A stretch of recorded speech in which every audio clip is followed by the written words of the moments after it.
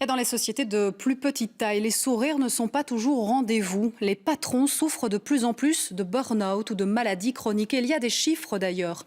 Un chef d'entreprise sur 5 est concerné. Voyez ces témoignages recueillis par Marc Mélon. Henri Prévost est consultant dans différentes sociétés. Il accompagne des chefs d'entreprise dans leurs décisions. Au mois de juin dernier, un médecin a diagnostiqué chez cet homme d'affaires un cancer des cordes vocales. Aujourd'hui, Henri Prévost sensibilise les autres patrons à se préoccuper de leur santé.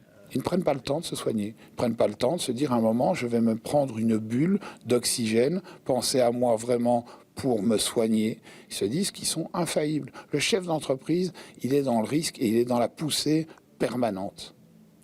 Et il ne se rend compte de ça que quand il a une alarme, un burn-out, un infarct, un cancer.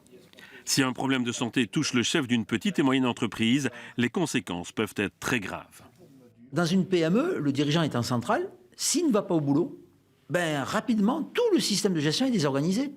Alors que je vous ferai remarquer que dans un très grand groupe, quand le numéro 1 disparaît, 48 heures après, il est remplacé.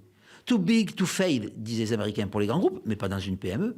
Or, en Belgique, 99% des entreprises sont des PME.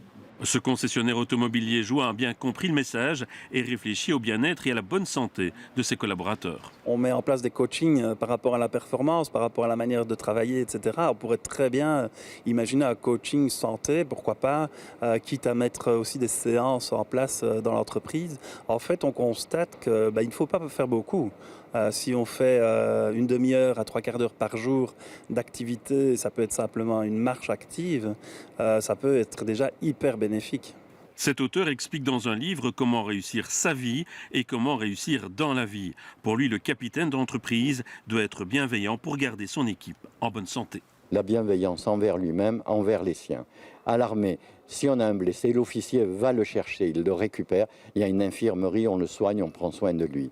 Dans l'entreprise, si quelqu'un ne va pas bien, on va le virer et on va générer des peurs intérieures, une compétition intérieure, au lieu de s'occuper de la compétition extérieure. Dans l'entreprise, il faut une atmosphère de paix et de bienveillance. Les patrons, comme les travailleurs en souffrance dans les entreprises, ne doivent pas hésiter à se faire aider par des professionnels de la santé.